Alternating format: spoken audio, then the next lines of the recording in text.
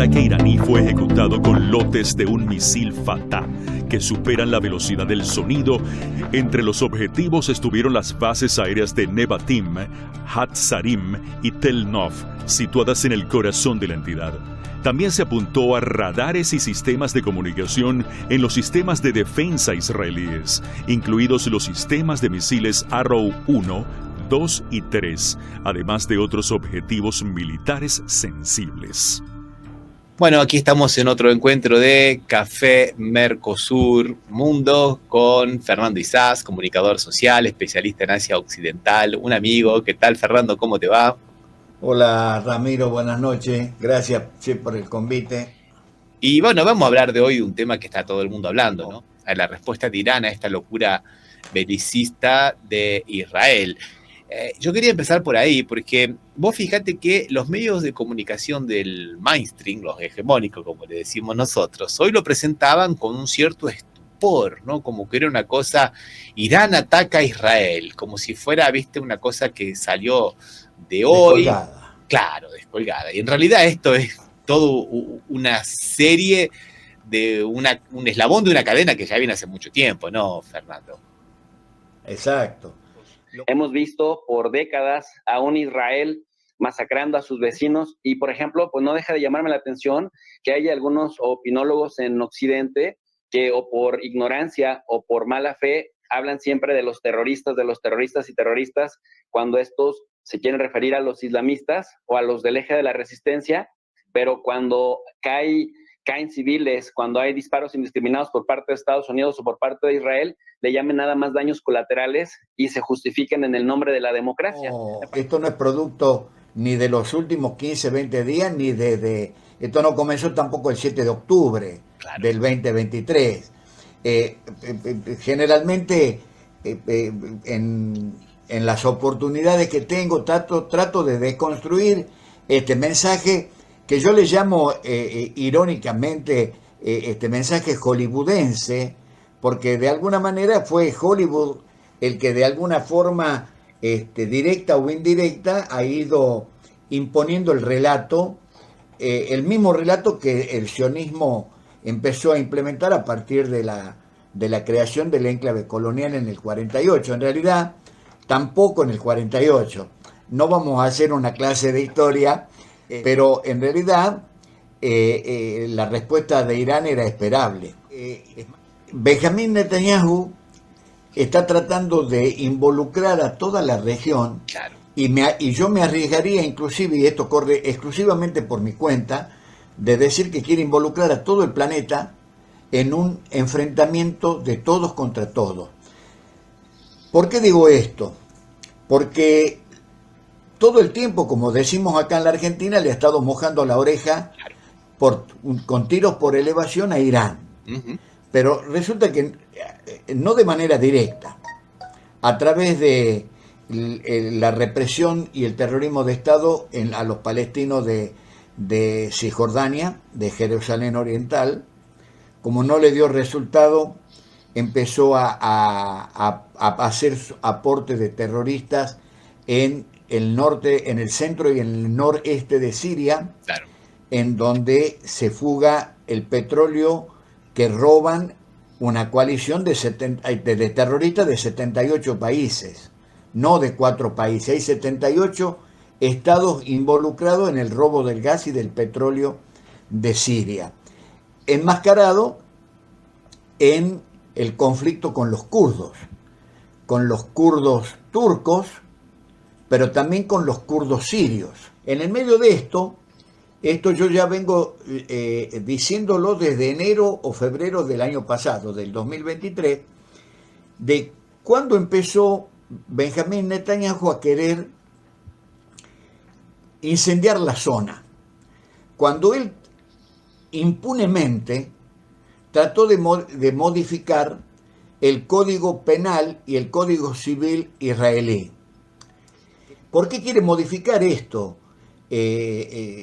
Benjamín Netanyahu?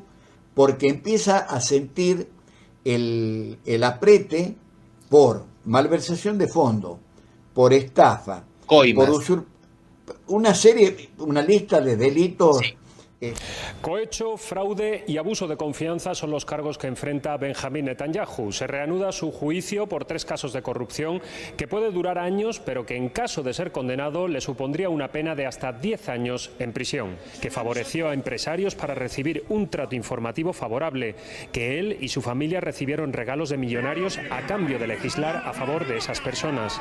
Y en esta acusación de enero o febrero del 2023 ya estaban involucrados también los hijos. Entonces él de alguna manera necesita, claro, aferrarse al sillón de poder. Pero también creo que ahí, a ver qué te parece a vos, Fernando, creo que hay algunos intereses más mezquinos por ahí, ¿no? Por eso también que ayudan a entender un poco el silencio de Europa. Estoy pensando, por ejemplo, que la invasión de Gaza y la destrucción de Gaza, ese genocidio que está llevando adelante Israel, le permite de alguna manera tener los yacimientos gasíferos de Leviatán, que está en el mar, en la cuenca mediterránea de la Franja de Gaza, en la cuenca mediterránea de Gaza. Y ahora esto de Líbano, el ministro de Energía de Israel ha cometido un sincericidio, porque ha dicho que si invaden el Líbano podrían tener la posibilidad de no respetar el acuerdo que tiene con el Líbano de una explotación conjunta del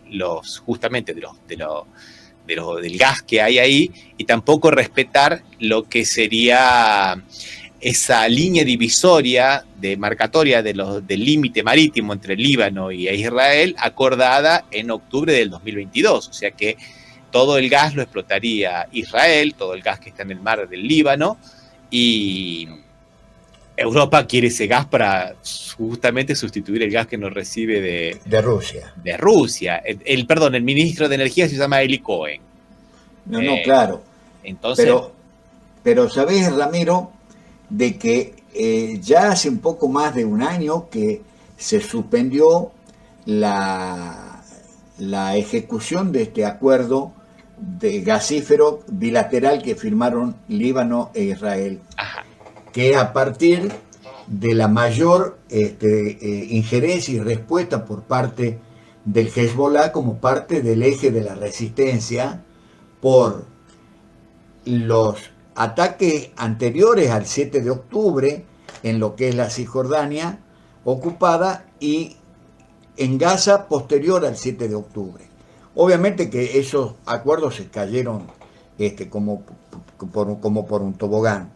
El tema es que esta referencia, este ejemplo que vos ponés, es una nimiedad comparado con lo que está haciendo lo que sería el organismo de comunicación del enclave israelí, del enclave colonial israelí, que han estado circulando en muchos medios, inclusive en la Comunidad Europea, 2 mapas distintos de lo que Israel, si termina de invadir el Líbano, van a considerar como territorio anexado. De los 2 mapas, o 3 que andan circulando, yo alcancé a ver 2 solamente, hay uno que habla del recorrido que harían los israelíes por todas las ciudades y los pueblos árabes. Y el segundo mapa es el viejo proyecto ampliado del Eretz Israel, del Gran Israel, que allá por la década del 50 y del 60 filtró esta idea de Theodor Herzl de finales del siglo XIX, que era Israel del Tigris hasta el Éufrates.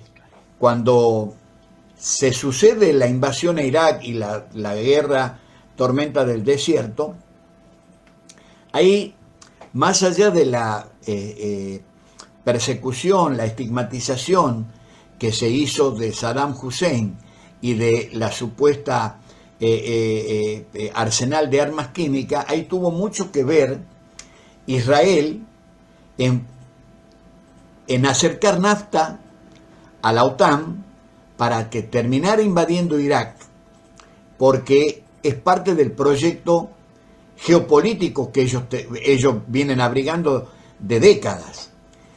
Bueno, ahora una de las interpretaciones que hacemos algunos de nosotros, que es esto de terminar de anexar lo que ellos consideran que es el mandato del agente inmobiliario que ellos tienen permanentemente, que Tata Dios.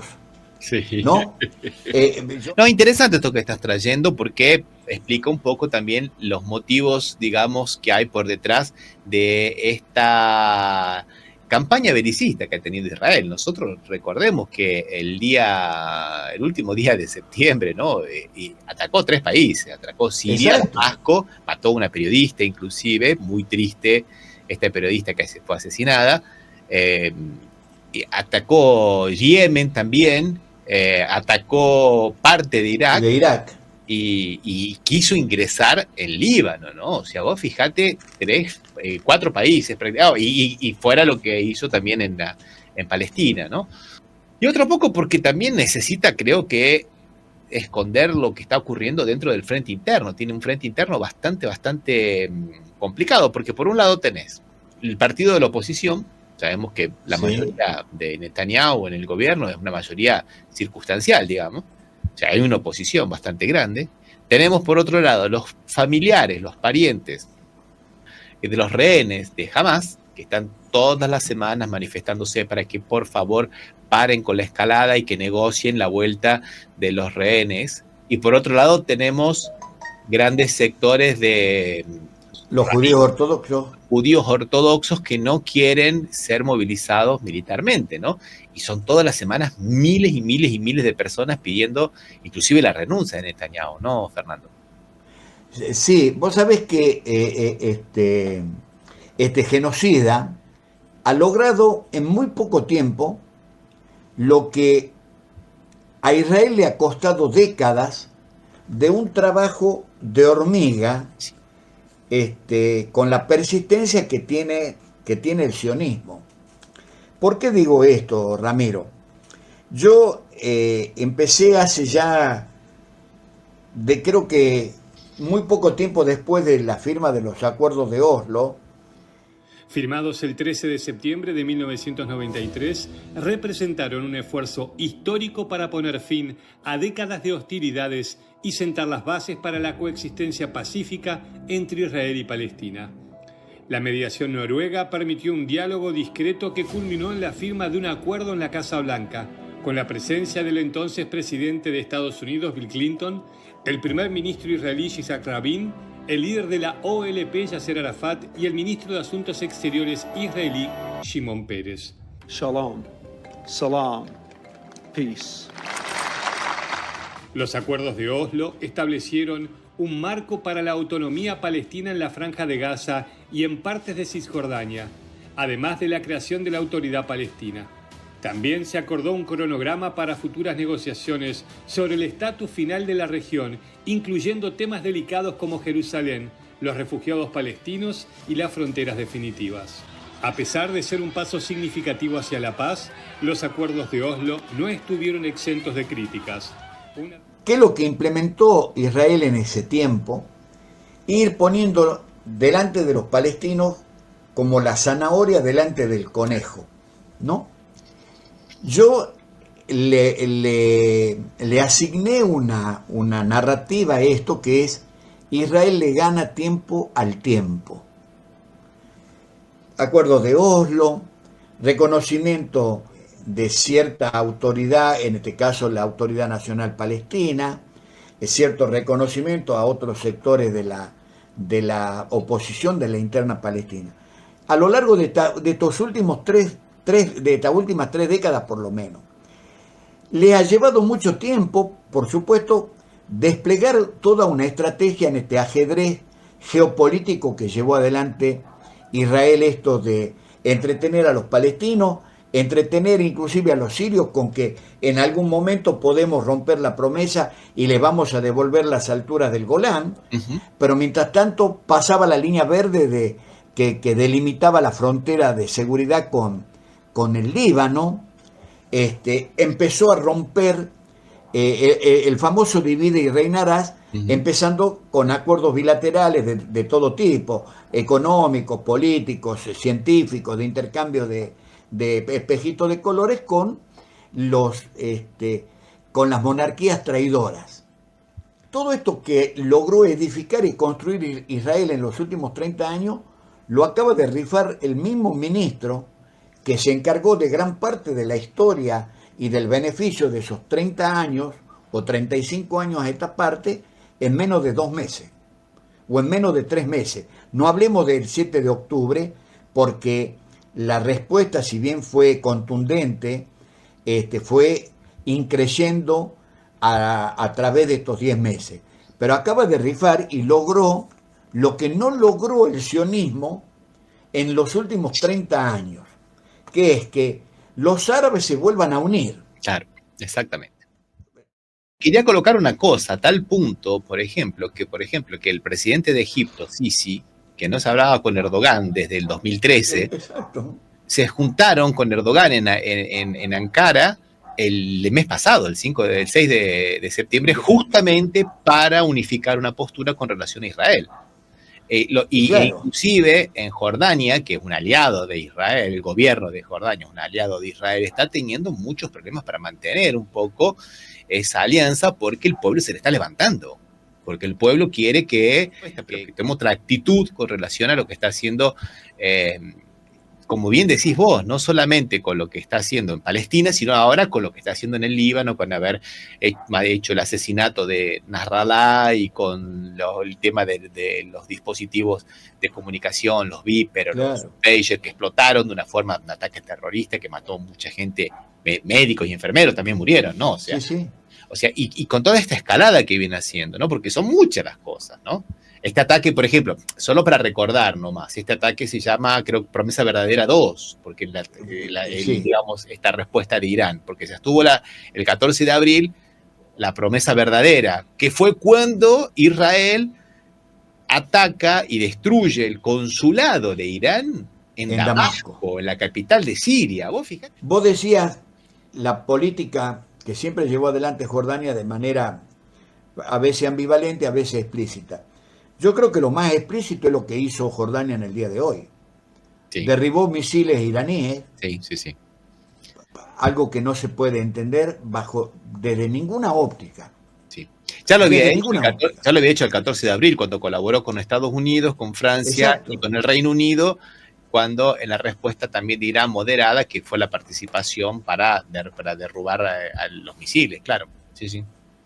Claro, entonces yo cuando pongo a veces estos ejemplos, Ramiro, siempre, generalmente caigo en el lugar común de que a veces es necesario compartir cierta información con un dejo de clase de historia, porque si no, es como que, bueno, hablemos de Boca y River ahora. ¿Me entendés? No, es que la realidad es compleja. Y eso claro, que tenemos que ver. O sea, por ejemplo, Irán dio la respuesta, estamos grabando esto el día el 1 de octubre, pero sinceramente había mucha gente en Irán que estaba ya esperando en las calles la semana pasada que ella diera la respuesta por el asesinato, no solamente de Nasrallah, sino también de otro oficial también iraní que falleció. Y esas cuestiones internas también hacen que se haga este tipo de acciones, ¿no? Claro. Vos sabés que también para adentro de los árabes, digo de los árabes en general, los de allá y los de acá, digamos, ¿no? Porque a veces tenemos más o menos una comunión de miradas y de pareceres, y a veces tenemos un debate interno fuerte, por cierto.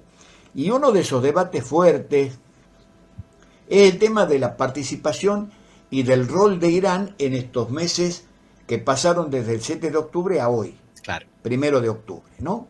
Sí. Que por supuesto hay tantas opiniones como miradas que le ponemos encima al tema.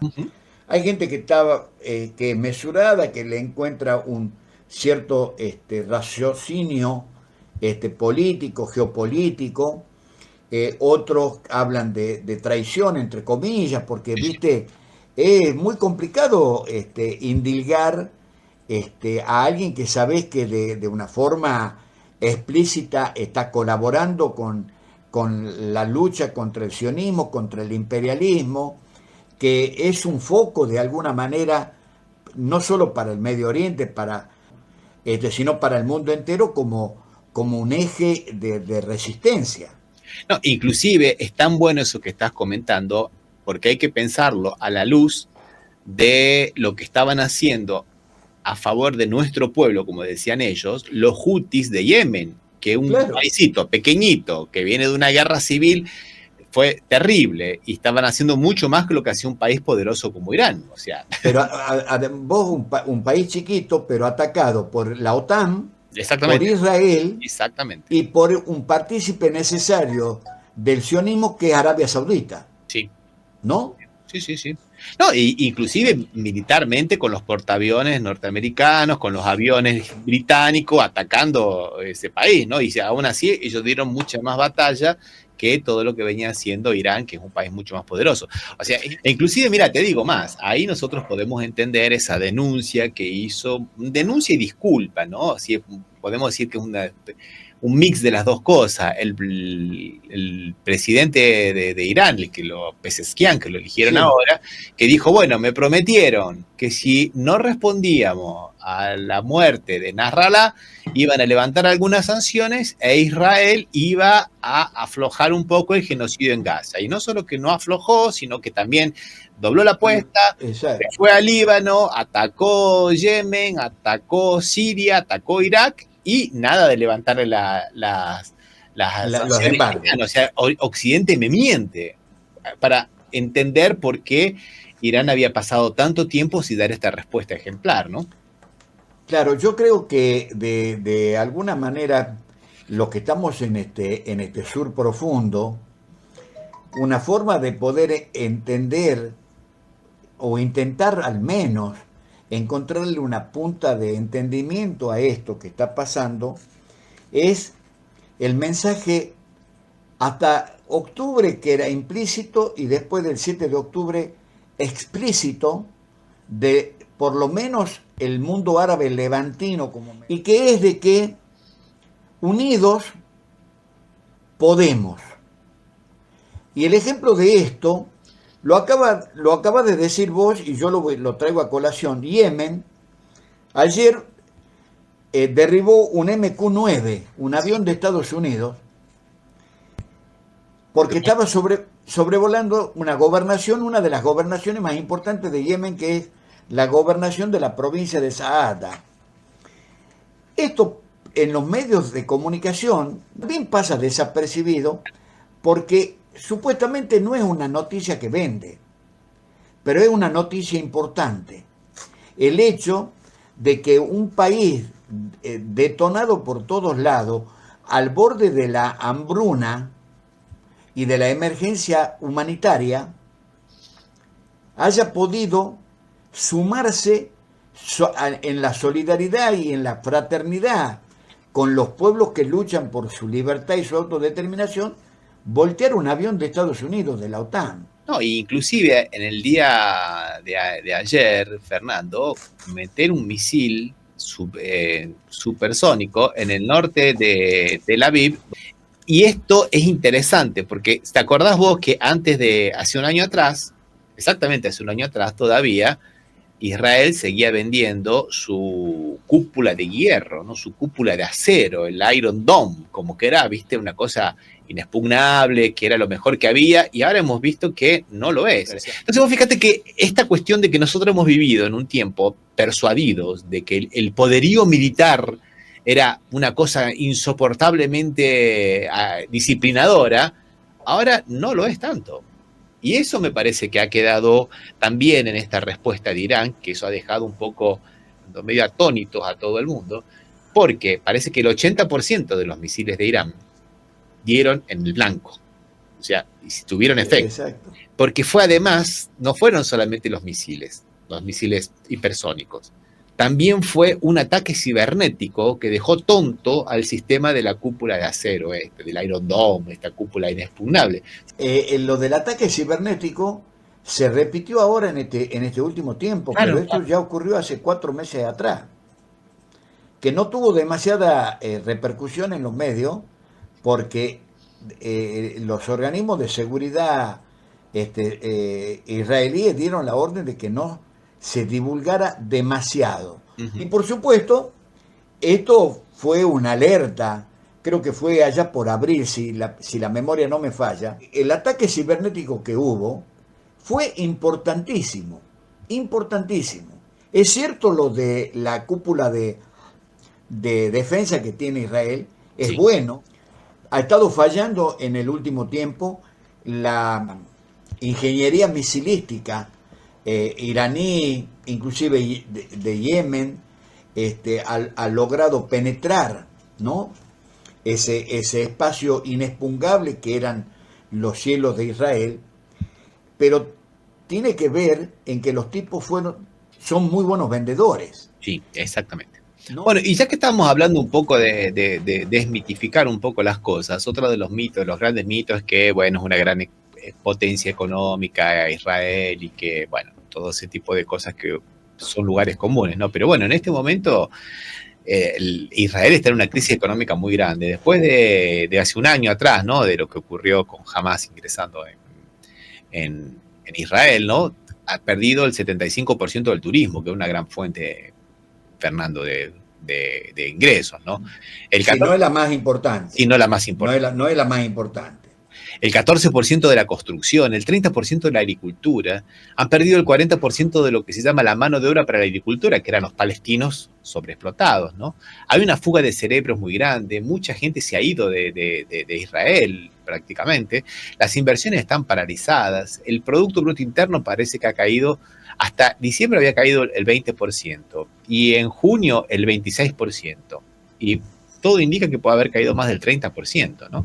Y vive de prestado, porque le presta al mundo entero, pero fíjate que el 27, la agencia calificadora de riesgo Moody's rebajó la nota de Israel por segunda vez en el año, de la deuda de Israel, y casi al nivel de un bono basura, de esos que uno recomienda a los inversores que si tienen que los vendan, ¿no? Y posiblemente vayan a rebajarla más, una vez más, este año. O sea, otro de los mitos que también se cae y que también explican un poco el por qué esta locura belicista es de redoblar la apuesta, ¿no?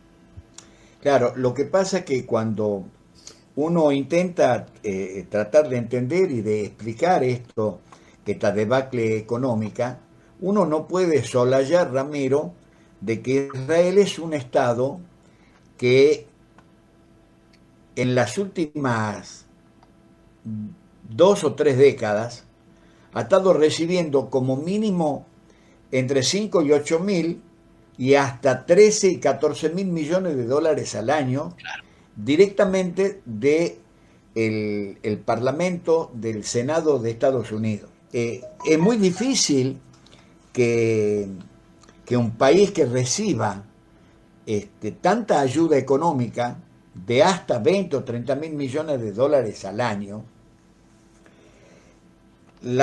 hayan rifado la economía como la han rifado, la hayan esquilmado. El método es el método de los Chicago Boys, de la época de Martínez de Oe, con la última dictadura del 76, ¿no? Israel.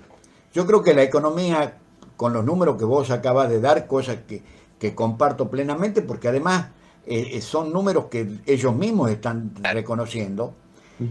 Yo creo que es una economía que está detonada, y si a esto le agregás el severo problema político que tienen por sostener esta guerra, esta locura belicista de Netanyahu, realmente mantener esta locura en algún momento va a llevar a que la economía haga un quiebre. Yo entiendo de que el pool armamentista de Israel con Estados Unidos es muy importante, que los tipos tienen muy claro de que tienen que crear conflictos en cualquier lugar del mundo para poder mantener la fabricación de armas. Pero hay otra forma, el mundo ya está dando muestra de que hay otras formas Y aparte de eso, Fernando, perdóname, pero sabemos muy bien lo que pasa con las economías que tienen una sola fuente, ¿no? Lo que se llamaba, por ejemplo, lo que fue el Brasil de la época del caucho, la Argentina de la época del trigo, o de la época del café, el Brasil de la época del café o del oro. Cuando no se diversifica, ¿viste? Claro. Todas las economías están, digamos, destinadas al fracaso. O sea, la diversificación lo entendió muy bien China, por eso hoy es la primera potencia mundial, ¿no? Bueno, ahí vos acabas de dar un punto, me acabas de dar pie para que te grite truco. Eh, el hecho de que China esté siendo hoy un actor principal en la mesa de negociaciones de la geopolítica, que Rusia haya recuperado el protagonismo de la ex Unión Soviética. Entonces hoy, donde vemos que China, que Rusia, ya han creado una multipolaridad claro. que creo que es lo más beneficioso para todos. Y es interesante eso que estamos comentando porque China, por ejemplo, tiene unas asociaciones estratégicas muy grandes con Irán. También las tiene con Israel, lógicamente, ¿no? Sí, claro. Rusia también tiene una asociación estratégica muy interesante con Irán y con la India, inclusive lo que se llama la Ruta del Norte, ¿no? Que va de Rusia hasta la India pasando por Irán. Y el mundo está cambiando, a tal punto está cambiando en ese aspecto, que un país que durante 20 años estuvo mendigándole a la Unión Europea que lo incorporen, como Turquía, al cual lo ningunearon siempre con todas las chicas habidas y por haber. No, porque no respeta los derechos humanos de no sé quién. Y al mismo tiempo colocaron en la Comunidad Económica Europea a países como Letonia, como Estonia, como Lituania, que tenían grandes problemas con la prostitución, con el tráfico de mujeres, y eso no hay problema, vengan, pero Rusia, viste, no respeta los derechos de no sé qué. Turquía. Y ahora Turquía quiere entrar en los BRICS. Y ahora Turquía quiere entrar en los BRICS. Y no, claro, por supuesto, porque se va a quedar afuera de esta multipolaridad que yo te decía, que realmente va a ser interesante para el sur, ¿no? Sí, sí. Inclusive, ya que estamos para cerrar acá, para entender un poco el telón de fondo en el cual se está desarrollando este conflicto de Israel, y por qué a veces uno no entiende por qué en plenas elecciones, por ejemplo, Austin, el secretario de Defensa de los Estados Unidos, le da el visto bueno a esta acción de incursión de Israel en el Líbano. En el Líbano, sí. Y le viene perfecto para tapar el desastre en Nuclear, por ejemplo. Claro. Que es la derrota prácticamente del ejército de Ucrania por los rusos, ¿no? Y preparándose un poco para crear con cortina de humo para lo que puede llegar a pasar en la próxima reunión en Kazán, a 3 semanas, en Rusia, cuando presenten este nuevo sistema, el M-Bridge, transacciones bancarias, y posiblemente una nueva moneda, con lo cual, digamos, la hegemonía del dólar y de Estados Unidos, creada en Bretton Woods en 1944, medio como que se empieza a caer, ¿no, Fernando? Israel, volviendo un poco a tu pregunta original, inicial del tema de la economía, yo creo que va a ser un gran detonante, inclusive con el tema de esta locura armamentista. ¿Sabes por qué? Porque vos bien dijiste, y no es de ahora, por causa de la guerra, ya había muchos, inclusive argentinos, colonos ilegales que estaban volviendo. Fines de noviembre y los primeros días antes de la asunción de Milei, Alberto Fernández mandó 2 aviones a rescatar colonos ilegales que lo pagamos todos con la nuestra. A partir de ese momento hubo un montón de gente que empezó a irse por la cuestión económica. Y ahora están hablando de 200.000 colonos ilegales de la Alta Galilea, de Tulkarem y de la zona inmediata a la frontera de la línea verde con el Líbano, que no van a volver a esas ciudades y a esos asentamientos por el riesgo, por una cuestión de preservar la vida. Sí. Esto es real. Bueno, Fernando, vamos a dejar por aquí, vamos a dar por finalizada esta charla, esta linda charla que hemos tenido, y bueno, y esperemos que por favor no escale más, que la situación mejore, no solamente por todo lo que es Asia Occidental, ¿no? Sino también por todo lo que es el mundo, porque la verdad que, como decíamos antes, hay muchos jugadores que están acá, muchos intereses y muchas camadas que hay en todo esto, ¿no, Fernando? Claro. Vos sabés que yo veo, no soy tan optimista. Yo creo que esto, la única manera de que vaya a bajar la escalada esta que hay, es de que realmente Israel pare la locura belicista, haga un intercambio de prisioneros y la libertad de cerca de 8.000 prisioneros palestinos que están hace más de 30 o 40 años sin un juicio justo y sin una condena fehaciente. Sino la otra es la que sostiene gran parte del pueblo árabe en general, libaneses, palestinos, sirios. El martirio o la victoria. Claro. Es lamentable, es muy doloroso. Para nosotros, occidentales, cuesta mucho comprender esto, pero cuando podés darle una vuelta a este pensamiento, es comprensible, Ramiro. Yo te agradezco el convite una vez más, como siempre, un gustazo poder charlar e intercambiar en esta ida y vuelta. Un abrazo, Fernando, hasta la próxima. Gracias, igualmente, hasta la próxima, ¿no? Gracias.